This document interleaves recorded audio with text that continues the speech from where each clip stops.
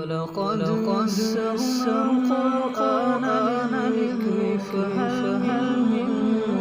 مُّدَّكِرٍ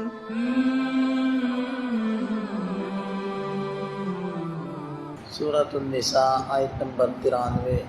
اعوذ باللہ من الشیطان الرجیم، بسم اللہ الرحمن الرحیم۔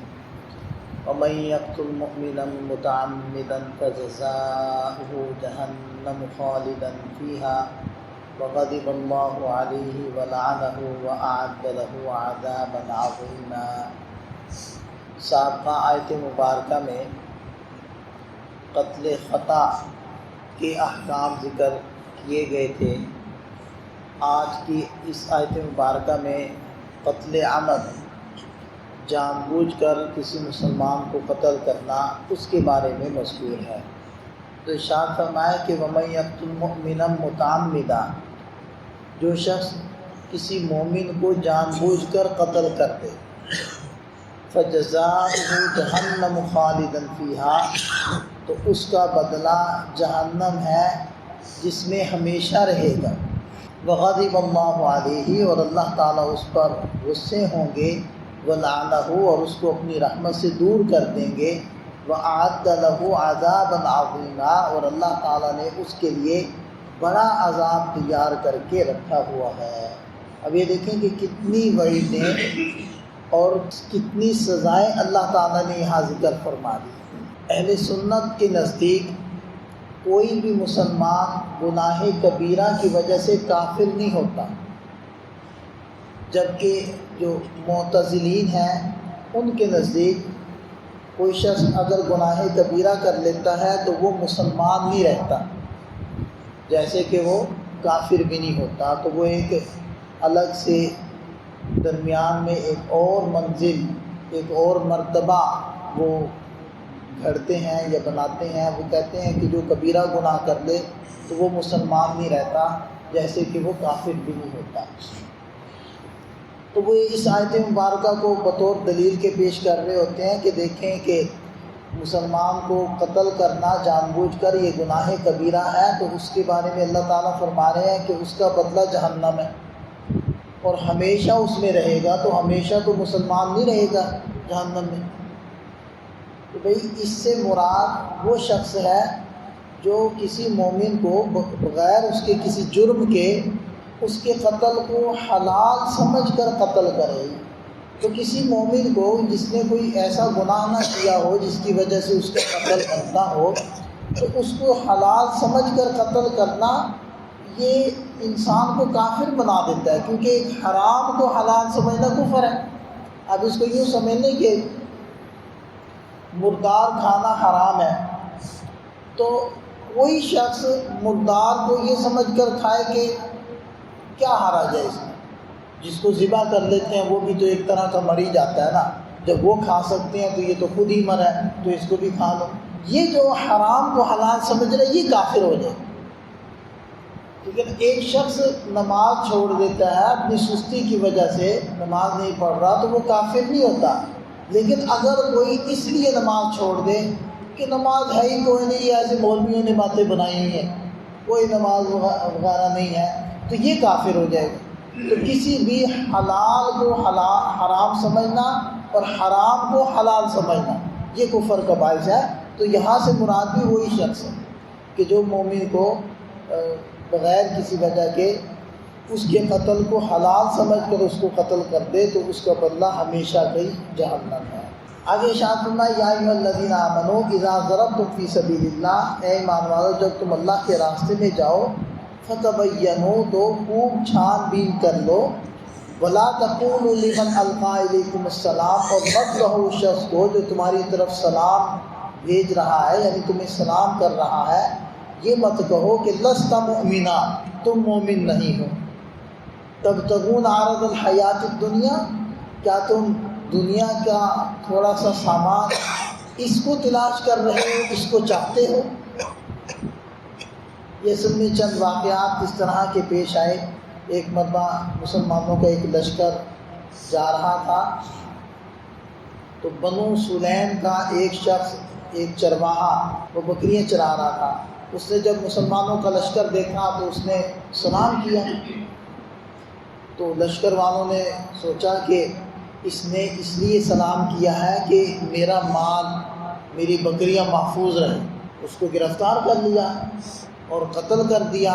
اور جو بکریاں تھیں وہ بطور مال غنیمت کے اپنے پاس رکھ لی اور آپ صلی اللہ علیہ وسلم کی خدمت میں لے کر حاضر ہو گئے۔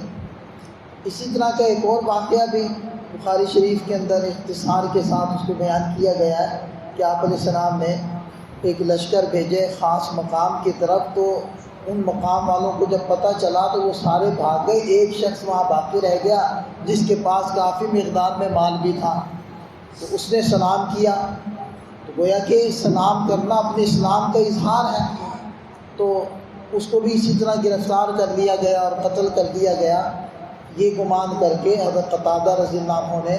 یہ شاید اپنا مال بچانے کے لیے سلام کر رہا ہے اور اپنا اسلام ظاہر کر رہا ہے۔ اس کے اوپر یہ آیات نازل ہوئی، اے ایمان والو جب تم اللہ کے راستے میں جاؤ تو ضروری نہیں ہے کہ سفر کے اندر ہی یہ معاملہ ہو، حضر کے اندر بھی یہ جائز نہیں ہے کہ کوئی مسلمان ہے تو یہ کہہ کر کہ تم تو ویسے دعویٰ کر رہے ہو، حقیقت میں تم مسلمان نہیں ہو، اس کو قتل کر دیا جائے، تو ایسا نہیں ہے۔ تو چاہے سفر ہو چاہے حضر ہو، اور یہ سفر کا تذکرہ اس لیے ہوا کہ سفر میں یہ واقعات پیش آئے تھے، اور ویسے بھی عام طور پر سفر میں نہیں یہ وضاحت ہو سکتی، حضر کے اندر تو لوگ ایک دوسرے کو جانتے ہیں۔ تو بہرحال ارشاد فرمایا کہ جب تم اللہ کے راستے میں جاؤ تو اس بات کی خوب چھان بین کر لو اور مت کہو اس شخص کو جو تمہیں سلام کر رہا ہے کہ لست مؤمنا، تم مومن نہیں ہو۔ تو اس سے پتہ چلتا ہے کہ جس نے اسلام کا دعویٰ کیا، مسلمان ہو گیا، تو اگرچہ ابھی نماز نہیں پڑھ رہا یا اور دیگر فرائض ادا نہیں کر رہا، تو اس کے صرف فرائض چھوڑنے کی وجہ سے اس کے اوپر یہ آپ فتویٰ نہیں لگا سکتے کہ یہ مومن نہیں ہے، یہ کافر ہو چکا ہے، یہ مرتد ہو چکا ہے، الا یہ کہ اس کے اوپر کوئی ایسی علامت کفر ظاہر ہو جائے جس کو علامت تکذیب بھی کہتے ہیں، اور وہ کیا ہے کہ کسی بت کو سجدہ کرنا، کسی قبر کو سجدہ کرنا، یا اور کوئی ایسے کفر والا کام کرنا جیسے قرآن کریم کو گندگی میں ڈالنا، اس کی گستاخی کرنا، یہ بھی کفر کی علامت ہے۔ تو کوئی علامت کفر جب تک ظاہر نہیں ہوگی تو اس وقت تک اس کو مومن ہی سمجھا جائے گا۔ اور ارشاد فرمایا کہ تب تغون عرض الحیات الدنیا، کیونکہ وہ مال غنیمت مل گیا تھا، تو اس پر بھی اللہ تعالیٰ نے تنبیہ فرمائی کہ کیا تم دنیا کا سامان چاہتے ہو، کیونکہ سبب یہی بنا۔ فَعِندَ اللَّهِ مَغَانِمُ كَثِيرَةٌ، تو یاد رکھو کہ اللہ کے پاس بہت ساری غنیمتیں ہیں۔ كَذَلِكَ كُنتُم مِّن قَبْلُ، اس سے پہلے تم بھی تو ایسے ہی تھے، مطلب کہ مکہ مکرمہ میں بہت سارے جو کمزور مسلمان تھے وہ اپنے اسلام کو ظاہر بھی نہیں کر سکتے تھے، لیکن پھر جب بعد میں ان کو موقع ملا تو انہوں نے اپنا اسلام ظاہر کر دیا۔ تو اللہ تعالیٰ اس بات کی طرف متوجہ کرنا چاہ رہے ہیں کہ ہو سکتا ہے کہ وہ شخص بھی در پردہ مسلمان ہو چکا ہو اور اپنے قبیلے میں اپنا اسلام ظاہر نہ کر پا رہا ہو، اور اس نے جب اسلام کا لشکر دیکھا تو اس کو تھوڑا حوصلہ ہوا، اس نے اسلام کو ظاہر کر دیا۔ تو اگر اس نے پہلے اسلام ظاہر نہیں کیا تھا، اب ظاہر کیا ہے، تو اس کا یہ مطلب تو نہیں ہے کہ اس نے اوپر سے اسلام قبول کیا ہے۔ فمن اللہ علیکم، تو اللہ تعالیٰ نے تم پر بھی تو انعام کیا، فتبینوا، لہذا تم اس چیز کی چھان بین کر لو، ان اللہ کان بما تعملون خبیرا، جو کچھ تم کرتے ہو اللہ تعالیٰ اس کو خوب جانتے ہیں۔ لہذا نبی پاک صلی اللہ علیہ وسلم نے ارشاد فرمایا کہ تحمل اور بردباری، الانات، تحمل اور بردباری یہ اللہ کی طرف سے ہوتی ہے، اور جلد بازی شیطان کی طرف سے ہوتی ہے۔ لہذا جو بھی کام کیا جائے اس کو خوب سوچ سمجھ کر اور خوب غور و فکر کر کے اس کو کیا جائے۔ ایک اور آپ علیہ السلام کا ارشاد ہے، ما خاب من استخارہ وما ندم من استشار، کہ جس نے استخارہ کیا وہ کبھی ناکام نہیں ہوا، اور جس نے مشورہ کر لیا وہ کبھی نادم اور شرمندہ نہ ہوا۔ تو اس کے اندر بھی چونکہ غور و فکر کرنے کا موقع مل جاتا ہے، ایک بات کو مختلف پہلوؤں سے دیکھنے کا موقع ملتا ہے، اس لیے آپ علیہ السلام نے یہ بات ارشاد فرمائی۔ اللہ تعالیٰ ہمیں سمجھ عطا فرمائے، عمل کی توفیق عطا